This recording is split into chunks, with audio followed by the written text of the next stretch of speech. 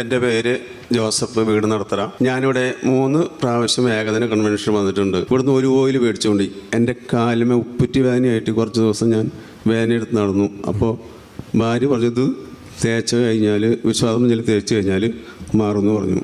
ഞാനത്ര കണക്ക് കൂട്ടിയില്ല. അങ്ങനെ കൊണ്ടു നടന്ന് വേദന കൂടി. ആരും വന്ന് വിളിച്ചു കഴിഞ്ഞാൽ എനിക്ക് വേഗം ചുവാൻ പറ്റില്ല, കാല് നിലത്തൂത്താൻ പറ്റില്ല. അപ്പോൾ ഞാൻ ആരോടും പറയാതെ പോയി കുളി കഴിഞ്ഞിട്ട് അകത്ത് പോയി വിശ്വാസോളം ചൊല്ലി ഇത് പുരട്ടി. ഇത് കുറച്ച് ദിവസം കഴിഞ്ഞപ്പോൾ ഞാൻ ഇതിൻ്റെ കാര്യം മറന്നുപോയി. അപ്പോൾ ഇന്ന് വരാ വേദന എനിക്ക് ഉണ്ടായിട്ടില്ല. പിന്നെ ഞാനിവിടെ ഒരു 5 ദിവസത്തെ ധ്യാനത്തിന് വന്നിട്ടുണ്ടായിരുന്നു.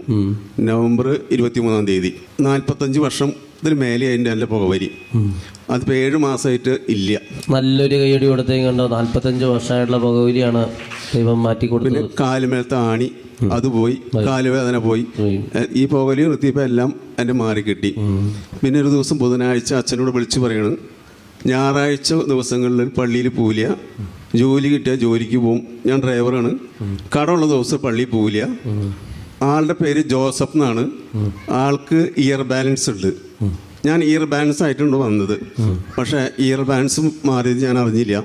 ഇത്രയധികം ദൈവത്തിന് നന്ദി പറയുന്നു. അതും ആദ്യം മാറി കിട്ടി അല്ലേ? അതെ, ആദ്യം താമസമുള്ള ധ്യാനത്തിൽ കിട്ടി. നല്ലൊരു കൈയോടി കൊടുത്തേയും കണ്ടോ ചിലയോ. ഇപ്പോൾ ഞായറാഴ്ച നന്നായിട്ട് ആചരിക്കുന്നുണ്ടല്ലോ അല്ലേ? മുടങ്ങാണ്ട് പോകും.